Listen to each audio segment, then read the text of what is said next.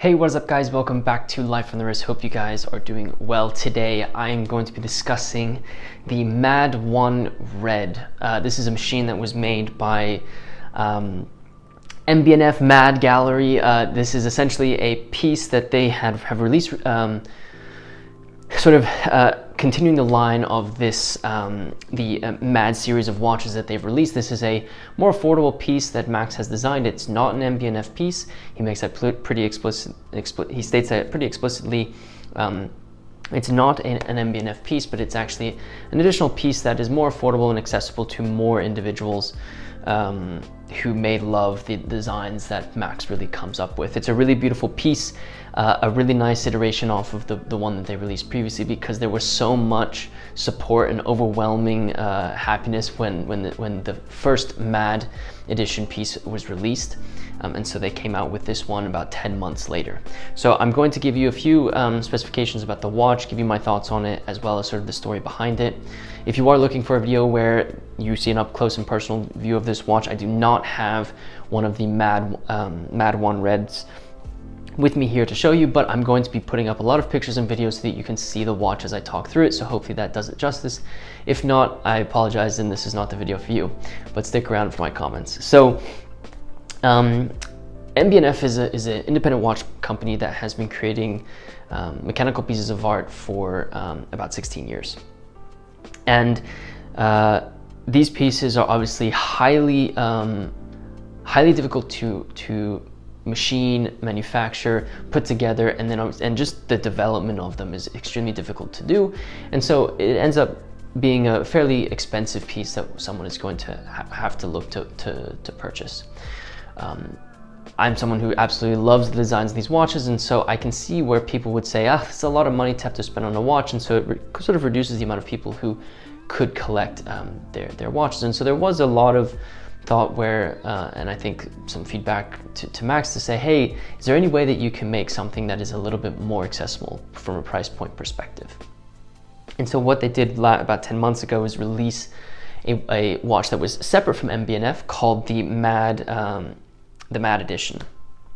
And this was essentially a watch that has a lot of the similar aesthetics that MB&F prides itself off of, but on a completely separate line, a side project from Max to produce a watch that is accessible from a price point perspective, but stays true to sort of the core elements that Max incorporates into his MB&F pieces. And so they released that watch. It is essentially a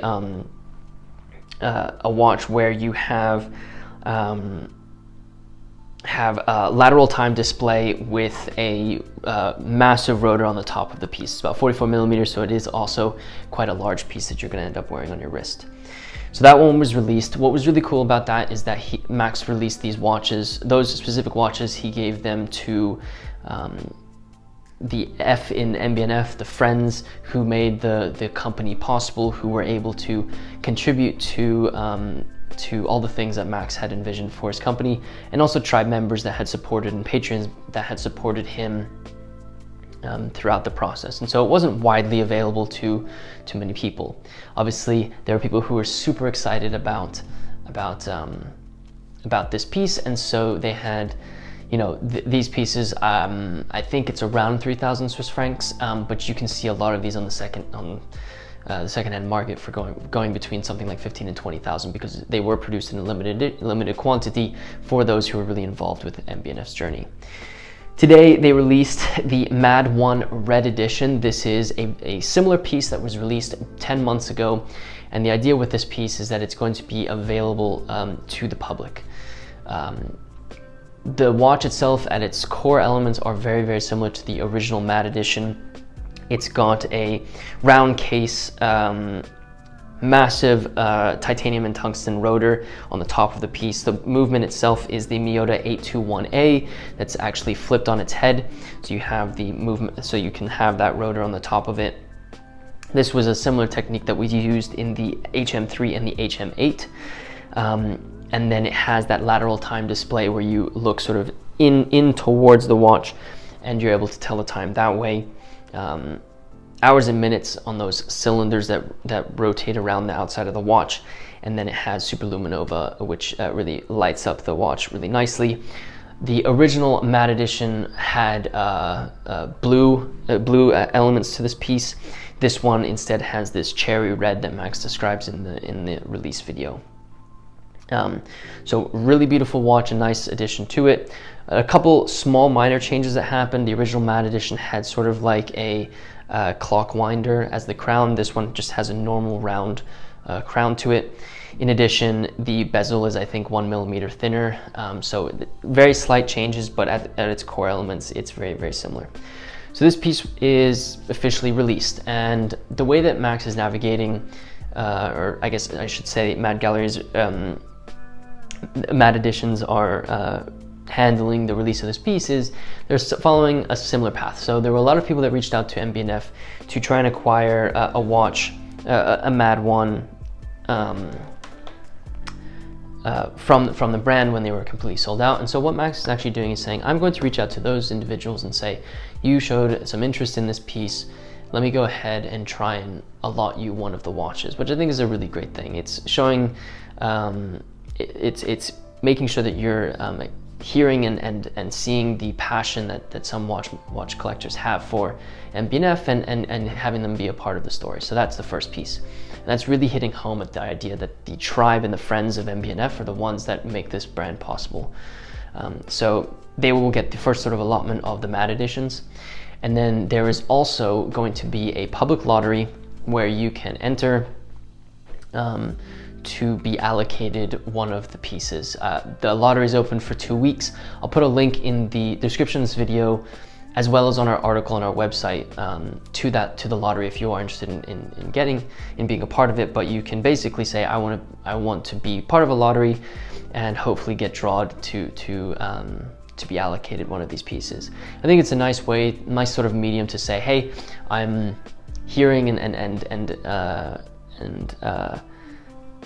and being faithful to those who showed an interest in the brand, but also allowing for those who may be interested in a piece to get one. So a really nice way to sort of navigate the release of a watch that's extremely accessible, and many people are going to jump at the opportunity of purchasing one. The watch itself is 2,900 Swiss francs, which again is a relatively affordable price range when you think about MB&F pieces, which are far more expensive than that, 70, 80, up to, you know, the Perpetual, which is a lot more expensive. So I think it's a nice sort of entry into MB&F. My personal opinions on this watch is it's true to MB&F style. The movement itself is Myoto based. It's relatively affordable, which I think is nice. And if you're interested in sort of independent watch makers, I think this is a nice place to sort of start your journey if you are interested in it. I think there are independent watch makers who make their own in-house movements, but I think that is a completely separate sort of discussion, and most of those are not as affordable as something like this. And I think with this, you're getting the elements of the independent watchmaker that is MB&F at a really nice price point. I saw this and I like freaked out and posted a ton of stuff on Instagram. So if you follow me there, you've probably already seen you've probably already seen some of the content that I've released around this, but I absolutely love it. You can bet that I'm excited to hopefully get mine. So the lottery is open March 22nd. It's going to be closed on April 5th. And then on April 6th, there will be random drawings to see who is allocated after that. Deliveries of these watches are between September and December 2022, so a fairly quick turnaround for something that has just been released. So let me know what you think about this piece. I'd love to hear your thoughts on it. Leave a comment in the comment section below. We also have an article on our website if you are interested in reading that, so be sure to head over to lifeonthewrist.com to see that. If you are new to Life on the Wrist, be sure to subscribe to the channel if you like these types of videos. And if you wouldn't mind hitting that like button for us, it really does help us out with our YouTube analytics. And with that said, guys, thank you so much for watching this video, and until next time.